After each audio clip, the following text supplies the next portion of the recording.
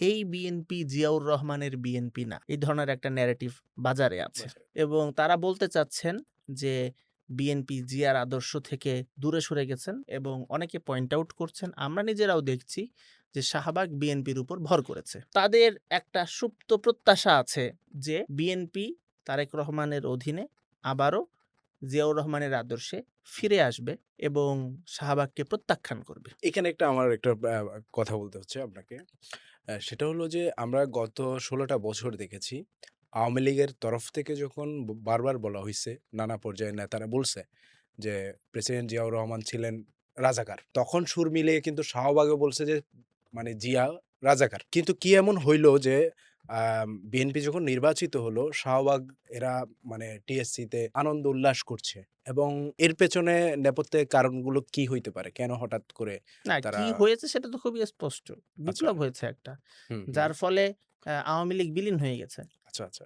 তো এরপর যেই সবচেয়ে ভালো অল্টারনেটিভ হিসেবে তাদের কাছে বিএনপি ধরা দিয়েছে। এটা তো হুম, প্রত্যাশিত ছিল, এটাই স্বাভাবিক ছিল। ওকে, এখানে অবাক হওয়ার তো কিছু নেই। ওকে। তো ওইটা নিয়ে আমাদের অত বেশি মাথা ঘামাতে হবে না। আচ্ছা। কিন্তু আমি যে জিনিসটা বলছি হুম। যে এই যে মানুষের বা অনেকের প্রত্যাশা আছে হ্যাঁ, হ্যাঁ। যে তারেক রহমান বিএনপিকে আবার জিয়াউর রহমানের যে ট্র্যাক, সেই ট্র্যাকে ফেরত আনবেন। আচ্ছা, কিন্তু তারেক রহমান এটা করতে পারবেন না। বাস্তবতার কারণে। উনি চাইলেও পারবেন না। ওকে। কেন উনি সেটা পারবেন না? আপনি ভোটের মাঠের এনালাইসিস করেন। হুম, তাহলেই আপনি বুঝবেন কেন তারেক রহমানের পক্ষে আর বিএনপিকে জিয়াউর রহমানের বিএনপি বানানো সম্ভব না। এবং জিয়াউর রহমান উনি যেই পদক্ষেপগুলো নিয়েছিলেন, সেই পদক্ষেপগুলো কতখানি উনার অন্তরের আর কতখানি উনার যে পলিটিক্যাল রিয়েলিটি, হুম, হুম, সেইটার প্রতি রেসপন্স করা, সেটা নিয়েও আলোচনা হতে পারে। হুম, হুম। যেমন জিয়াউর রহমান যখন ক্ষমতায় আসলেন, তো ক্ষমতা তো উনি যদি দেশটা চালাতে চান, ক্ষমতা ধরে রাখতে চান, তাহলে উনি বুঝতে পারলেন যে একটা রাজনৈতিক দল গঠন করতে হবে। তা না হলে আইয়ুব খানের মতন ওখানে অবস্থা হবে। হুম, হুম। তো উনি একটা দল গঠন করলেন। উনি যখন রাজনৈতিক দল গঠনের দিকে গেলেন, খুব স্বাভাবিকভাবেই উনি আওয়ামী লীগের কোনো সাড়া পেলেন না। তারা তার দলে আসলো না। তাহলে কারা তার দলে আসবে? উনি তখন দেখলেন যে মাঠে আরেকটা মাত্র শক্তি আছে, যাদের গণভিত্তি আছে, যাদের জনসমর্থন আছে, যারা তার কাছে আসতে পারে। সেই দলটা হচ্ছে ৭১-এর পরাজিত শক্তি মুসলিম লীগ। যাদের একটা রিডেম্পশন দরকার।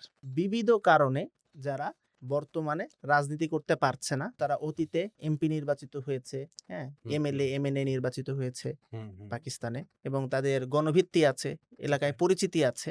খুব দ্রুত তৃণমূলে নতুন একটা দলের বিস্তৃতি ঘটিয়ে ফেলা সম্ভব যদি তাদেরকে এই দলটাতে যোগ দেওয়ানো যায়। সাথে সাথে জিয়াউর রহমান তখন তাদেরকে দলে নিয়ে নিলেন। অনেকে বলেন যে জিয়াউর রহমানের প্রতিষ্ঠিত বিএনপি সেটা হচ্ছে রণাঙ্গনের মুক্তিযোদ্ধাদের দল।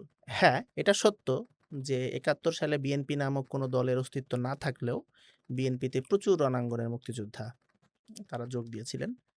তবে এটাও সত্য একই সাথে বিএনপিতেই সবচেয়ে বেশি রাজাকারের আছে। এবং সবচেয়ে কি প্রথিতযশা আশ্চর্যজনক! কি বলেন? সবচেয়ে হ্যাঁ, সবচেয়ে প্রথিতযশা রাজাকাররা তারা হুম। বিএনপিতে আছেন।